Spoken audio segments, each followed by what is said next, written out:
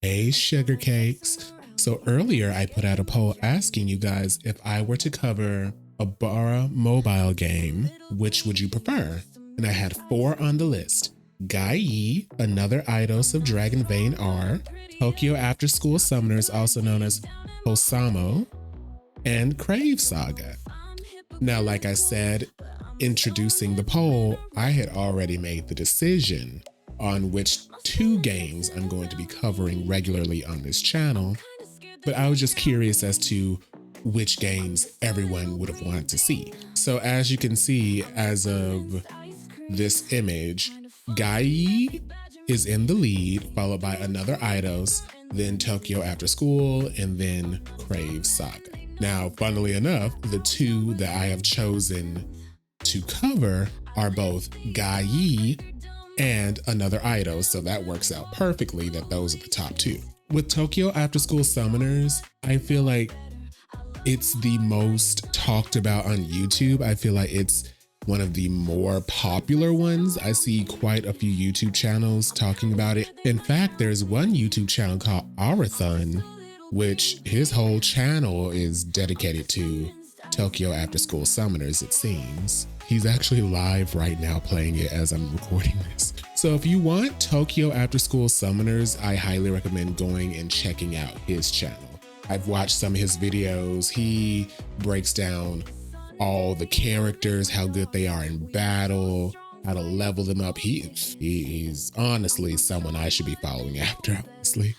But so that's why I'm not talking about Tokyo Afterschool Summoners. And Crave Saga, I'm gonna be completely honest, of all these games on the list, Crave Saga is the only one that I don't really like. I'm not crazy about the art style. One of my friends actually let me know that when the game was first coming out, they were being really weird about there not being any women in the game. And I know that sounds weird to have a problem with, but I don't know, the way they were going about letting us know that there were no women in the game was kind of odd. It's like, I mean, yes, gay dudes, there would either be very few or no women in the game, but a lot of people were saying it was coming out very misogynistic. So that, I mean, that's another issue. And like, I'm all for like an isekai. I'm a hot guy going around connecting with other men's stories, but I don't know, something about Crave Saga just doesn't sit well with me. Now, some of you might be asking, but Pajamakin, what about New Carnival, Noctilucent Before Dawn? What in Hell is Bad?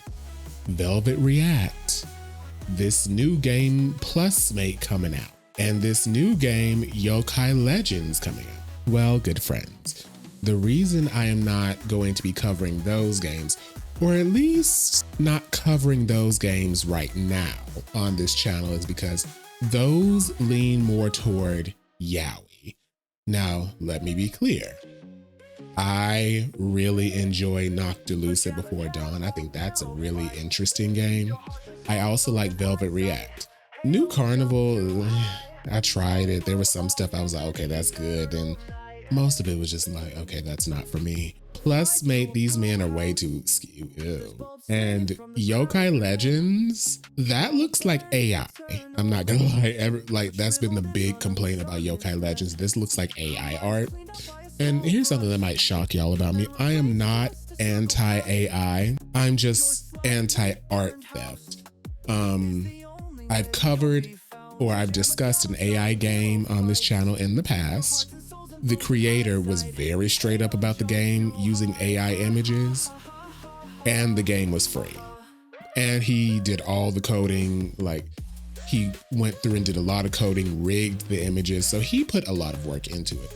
Plus his images, his AI images looked a lot closer to something like photo manipulation, which people do all the time. People have been doing online all the time. If you used to be on Tumblr and stuff, you know what I'm talking about. As opposed to like literally having something scan a bunch of people's art styles and replicating that hand drawing something. Now, in this game's defense, this is not the only AI game on the Aero Labs website, but In this context, Bara games are few and far between, or just BL games in general are few and far between. It's kind of gross that you're not going to contribute in hiring a lot of BL artists like literally all the other games on the list I just listed do. Crave Saga, Gyee, another Eidos, and Tokyo Afterschool Summoners hire multiple Bara and BL artists. So if this game is AI, that's kind of nasty. But some of you guys might be saying, well, what's the difference between Bara and Yaoi anyway? Isn't it just guy on guy anyway? Like, what's the difference? Like Yaoi, Bara. Why are y'all making that separate? Why don't you just call it Yaoi? I mean, whatever. Well, I knew you were gonna ask that question. So I hit up a friend so he could explain it a lot better than I can, and also give you a little bit of history. So I'm just gonna step right aside and let him speak. Hello everyone, I am your guest, Peter aka the Mutton Chop Guy, and I'm here to talk to you about a niche genre within the sprawling world of manga, known as Geikomi, or Bara for the Western audiences. Bara as a genre has a long, storied history that I made a whole video on, which I do suggest you checking out on my channel as I go into great detail about all of it. However, in that video I didn't go over the game side of the genre in great detail. So, when I was asked to do this collaboration, I agreed to it, since it would give me the chance to do so while also helping out a fellow creator in the process. The first thing to cover is the differences between Bara and its sister genre, Yaoi. The two major aspects that differs between these two are who creates within it and who it's made for, while also the character models that each of them focus on. While each genre focuses on gay male characters and focuses on their sexuality, from mild romances to hardcore explicit activities, of course, the major difference that Yaoi is primarily created by straight females who cater to a primarily straight female audience. Bara, on the other hand, is created primarily by gay and bi males who cater to primarily gay and bi male audiences.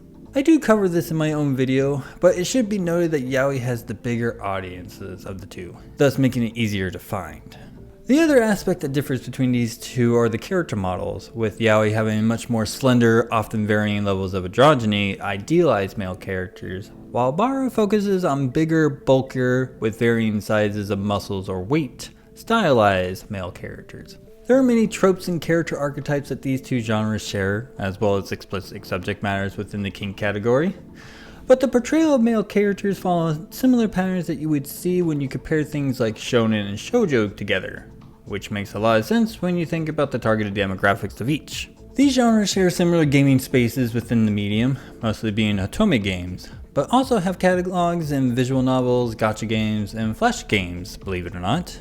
These types of games gain massive popularity in the Asian markets and have been developing a Western market audience as well. However, mobile games have been exploding in popularity, and these genres have been reaping some beneficial success due to these becoming so popular, lending credence to the phrase, rising tides raises all ships.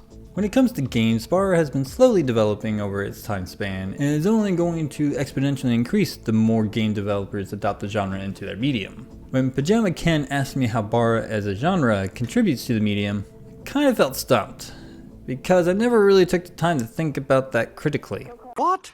That is crazy!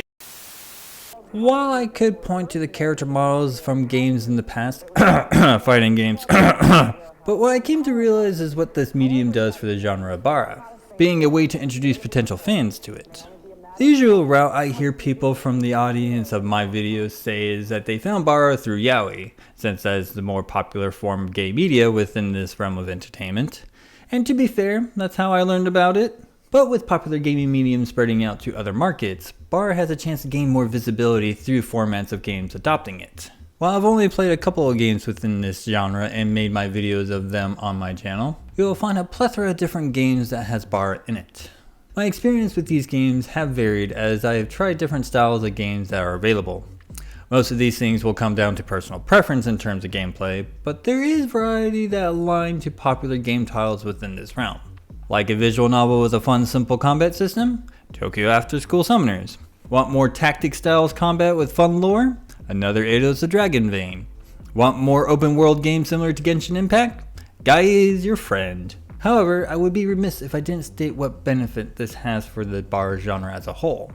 Games give opportunities to artists that have very limited exposure to a wider audience, and have their work showcased through these various games. The best part about this is how these games have commissioned various artists, giving more artists opportunities akin to artists who make art for card games. At least the non-Yu-Gi-Oh card games, because they don't credit their artists on their cards for some reason. Welcome to my life!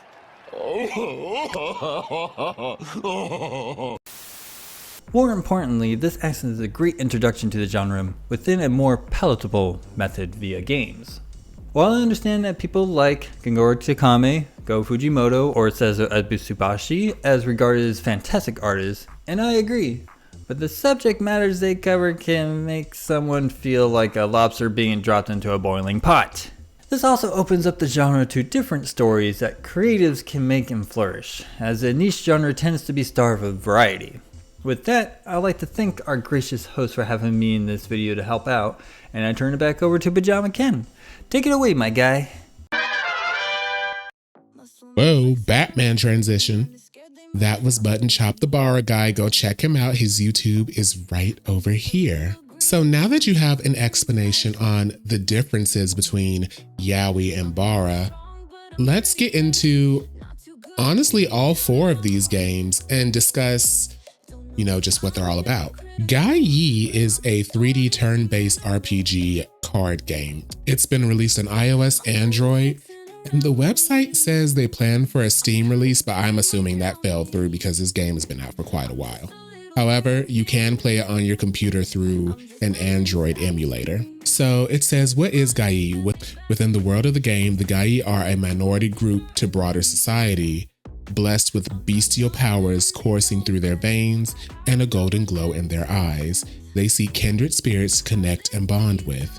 They walk amongst the ordinary folk as commonly misunderstood individuals that are often discriminated against. Yet in spite of their hardship, they are brave and full of love. In a hostile environment, they strive for equality. You arrive at Luxium through the power of a mysterious dice, before realizing that you can link your soul with the Gyees that you can meet, altering their destinies for the better. So I'm going to be straight up, this game is not NSFW. It's completely safe to play on stream. There's no erotic scenes or anything like that. It's just full of a bunch of hot guys. I think, if I remember correctly, because it's been a while since I played the beginning of it, when you start up the game, your character, before they get sucked into the world of Gyee, you're with your boyfriend. So the game is very open about this being a gay world. However, past a certain point, it's like the characters aren't horny for each other. You'll see little quips here and there okay, I think he got a crush on him. But the characters aren't just oh my gosh, I need to have sex. This isn't a sexual game. It's very much more of it comes off more like a normal MMO JRPG, but you've got this gaze all over the male characters. They all buff. You could put them in underwear and stuff. Now, as you may have noticed, the plot is an allegory for how homosexual individuals are treated in real life, just walking out, just trying to be yourself, but being discriminated against. So in that way, it's kind of interesting. I actually do like that way of approaching things, because this game sets out to have broad appeal. And I think that is something that a lot of people can relate to, not just gay people and not just gay men, especially. There's other things to do. You can level up the characters, get scenes with them. There's a story mode. It's a basic MMO style RPG. And I think when I read comments, even someone left a comment on my poll, they were just kind of Gyee, it's a game. It's a game. And someone else was trying to warn me, basically saying that if I wanted the good characters, I'm gonna have to spend a whole lot of money. I will say that is one downside to Gyee. They will have characters come in rotation. And with gacha games, you have to pull for characters. You need to have 100 cubes to pull the actual character in the whatever they call it in gacha, in the in the pull. So you have to do either 10 pulls of 10 cubes or just do a single pull 100 times.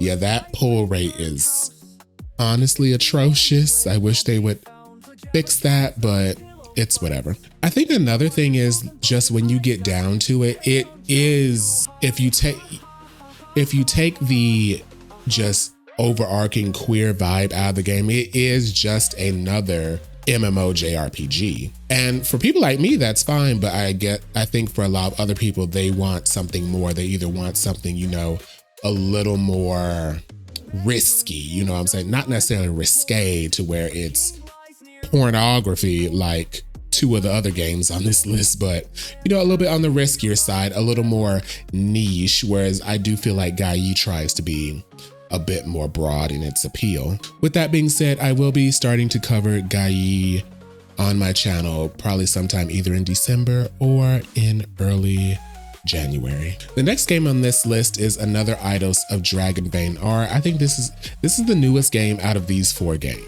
Now, the good thing about another Eidos is that it actually has a Windows and a Mac client, as well as you can play it on Android. So you can just play this on your computer right now. And that's one thing I really love about this. So another Eidos, unlike Gyee, is a tower defense game. I don't know how many of you guys like tower defense games, but if y'all saw in my streams, I was playing Toys and Traps, which is basically tower defense games. I love tower defense games. I loved Plants vs. Zombies. I love all that stuff. So this was a big plus. And then we got little cute pixel graphics.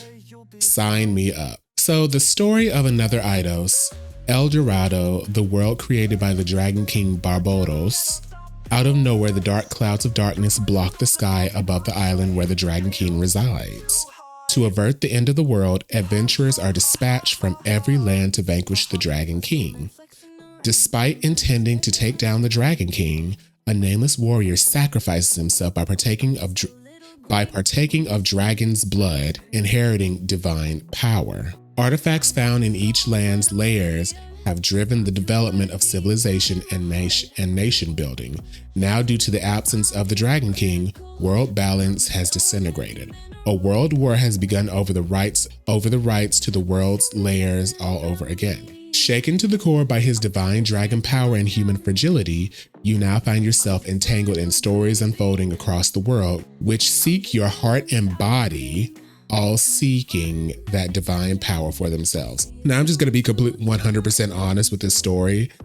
How do I say this? I might leave this story to be its own thing, but this story is honestly, and this is surprising because Crave Saga is on the list. I think this is the horniest story out of all of them, because it started out very like intense, like, oh my gosh, life or death. And then right after that prologue, our main character is just like, I got the dragon blood in me, I'm horny. And then all of a sudden everybody else is like horny and everybody just wants to do horny stuff together.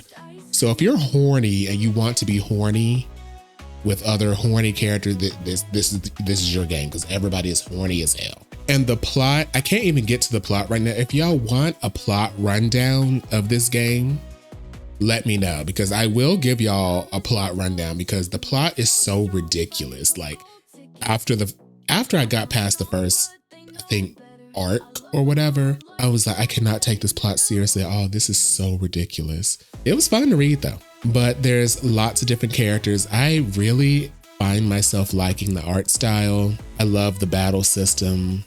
So yeah, I'm going to be talking about this one. Next is Tokyo Afterschool Summoners. Now you can get Tokyo Afterschool Summoners for Android and iOS. So like Gyee, this is not a NSFW game. This is like, you know, it's got sexy characters all over the place. It's very gay themed, but it's not Crave Saga and another Eidos.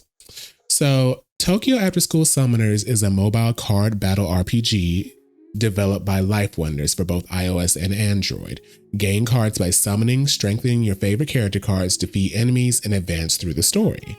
The player can mix and match from 5 different appearances and voices for their main character. So you have 5 basically images of a character that you can use, and they're male, female, and other. So you don't have to be a gay man in this game. You could be a woman, and you could be non-binary. The game launched in December 2016. The game is available in Japanese and partially in Chinese, traditional and simplified, and English translations. Translations comprise primarily of UI elements, the main quest and event quest, although these may be delayed in implementation compared to the original Japanese. Other elements such as character quests and date quests are available only in Japanese. Fan translations for some of these quests may be found on this wiki. Like I just said, reading the wiki. So this game is not fully translated, unfortunately. It's in better state than I think I believe the company made that other game, Live a Hero, which you can get on the iOS and App Store, on the iOS and Android store. Boy, it is not at all translated. So I'm like, why'd y'all even put that there? Why'd you put that in America? But okay.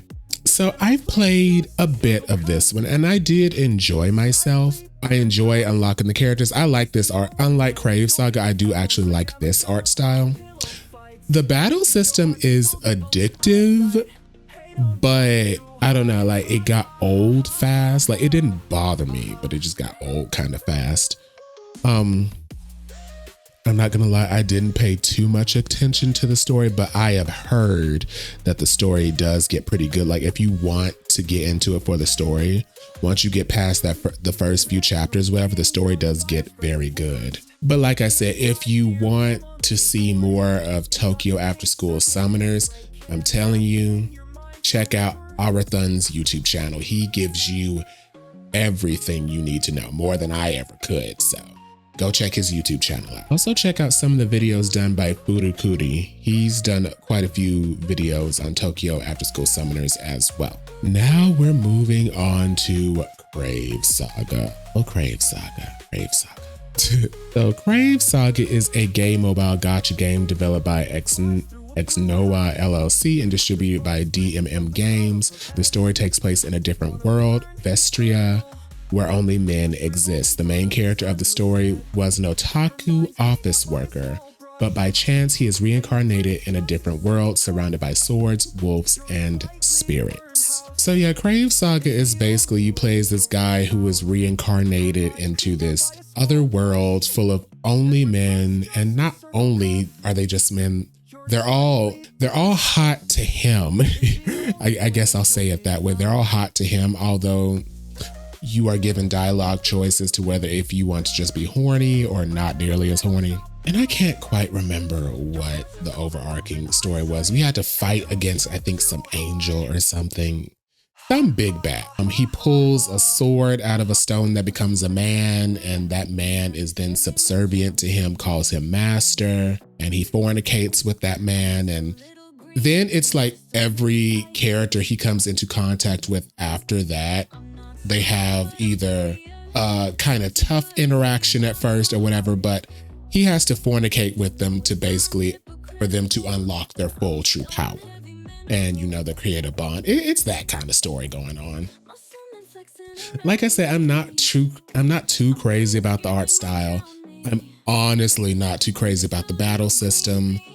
I'm not too crazy about the story, which is weird because I feel like the setup of the story, I should have liked it more than another Eidos, but I don't know. It's just something about how this all came together, which just was not clicking for me personally. Another general opinion I'm seeing about Crave Saga, which I've also seen someone leave a comment under my poll, is that it's just kind of more similar to Tokyo Afterschool Summoners. Like, yeah, the play style is different, but it very much so is kind of molding itself after Tokyo Afterschool Summoners. Which, I mean, I guess I could see that being true. And I could definitely see that with another Eidos as well. But with another Eidos being like a tower defense, it doesn't nearly have that same type of gameplay loop. But yeah, that's Crave Saga. I played it for like 2 months. I didn't really like it. And I didn't put money into Tokyo Afterschool Summoners, but I did put money into Gyee, another Eidos, and Crave Saga. And yes, I did put money into Gyee because they have a crossover with the game Full Service. And yes, I did get rawled in his draws, okay? I got rawled running around in a swimsuit. So when y'all see me playing Gyee, you're gonna see rawled running behind me in a swimsuit. That's just how it is. That's how it has to be. Now there is another game coming out called Project XXL. It looks okay. All I see is art. I don't know what the gameplay or anything like that's gonna be like. If I'm being honest, I'm not really checking for it.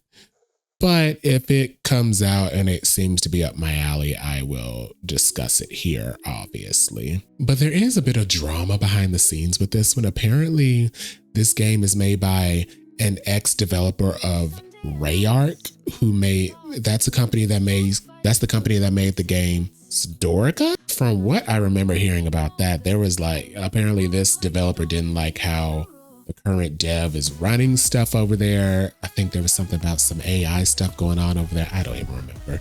But yeah, so the devs apparently split from that project and just started up his own thing. So good for him or her.